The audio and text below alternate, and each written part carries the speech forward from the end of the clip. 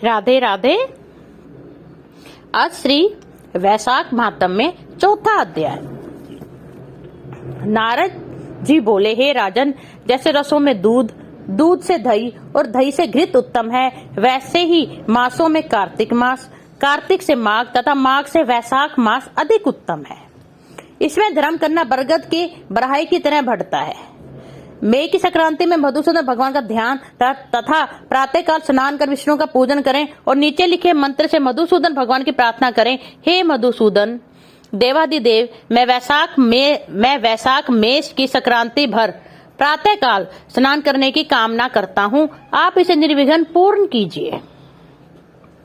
फिर अर्घ्य देते हुए हे मधुसूदन कहें, हे मधुसूदन, आपको अर्घ्य देता हूँ, इसे भली भांति ग्रहण कीजिए।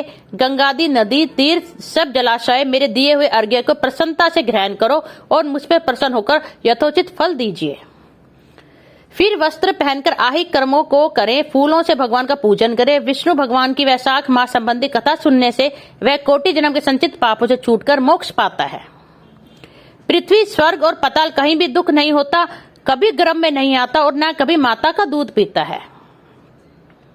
वैशाख मास में जो तेल मलना, दिन में सोना, कांसे के बर्तन में भोजन, खाट पर सोना, घर में स्नान, निषिद्ध भोजन, दोबारा भोजन, रात्रि काल में भोजन करता है और उत्तम कथा नहीं सुनता, न किसी तीर्थ में जाकर स्नान करता है, न दान देता है, वह नरक में जाता है और चांडाल योनि को प्राप्त होता है।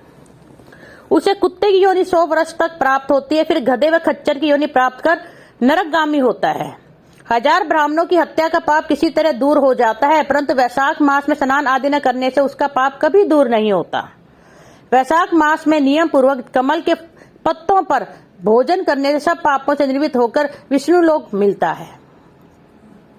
वैशाख मास में दोपहर के समय मार्ग चलकर अपने घर पर आए हुए या थके हुए ब्राह्मणों को सुंदर आसन देकर जो उनके चरणों को दबाता है और चरणोदक को अपने मस्तक में छिड़कता है, उसके सब बंधन कट जाते हैं।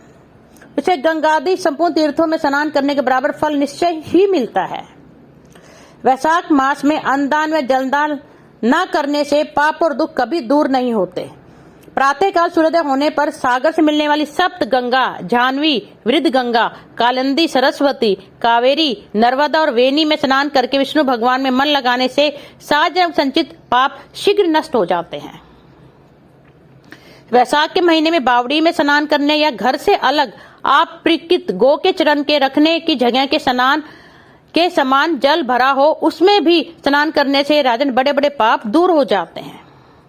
जो कोई धन संपन्न हो अथवा दरिद्री या पराधीन हो, उसे जो वस्तु मिल जाए वह ब्राह्मण को दान देना ही उचित है। कंदमूल, फल, शाक, नमक, गुड़, बेर, पत्र, जल और छाछ, जो वस्तु दान की जाएगी अपरिवर्तित होती जाएगी। दान न करने से दरिद्रता आती है, दरिद्री होने से पाप किया जाता है, पाप करने से नरक मिलता है। इसलिए सुख की इच्छा करने वालों को अवश्य दान करना चाहिए। कोई बड़ा मकान अच्छा सुंदर हो, सब सामग्रियों से शोभामान हो, मगर उस पर छत न हो तो शोभा नहीं पाता। जैसे दया न हो तो सब गुण व्यर्थ हैं। जैसे उत्तम शाक भी बिना नमक के स्वादिष्ट नहीं लगता, जैसे कोई करूपवती स्त्री श्रृंगार होने पर भी अच्छी नहीं लगती, ऐसे ही वैशाख मास में जो धर्म कर्म या स्नान आदि नहीं करता, उसका किया सब व्यर्थ है। वैशाख मास में तीर्थ यात्रा, जप, यज्ञ, दान और होम आदि का फल भी अधिक होता है और तुरंत फल मिलता है। मधुसूदन भगवान इसके देव हैं। जिसने किसी प्रकार भी वैशाख मास में मधुसूदन भगवान का पूजन नहीं किया, वह मूढ़ बुद्धि शुकर की योनि पाता है। जो तुलसी दल से वैशाख मास में मधुसूदन भगवान की पूजा करता है, वह सर्वभौम राजा हो, कोटि जन्म तक अनेक सुख भोगता है और फिर अपने करोड़ों कुलों को लेकर विष्णु की सायुज्य मुक्ति को पाता है।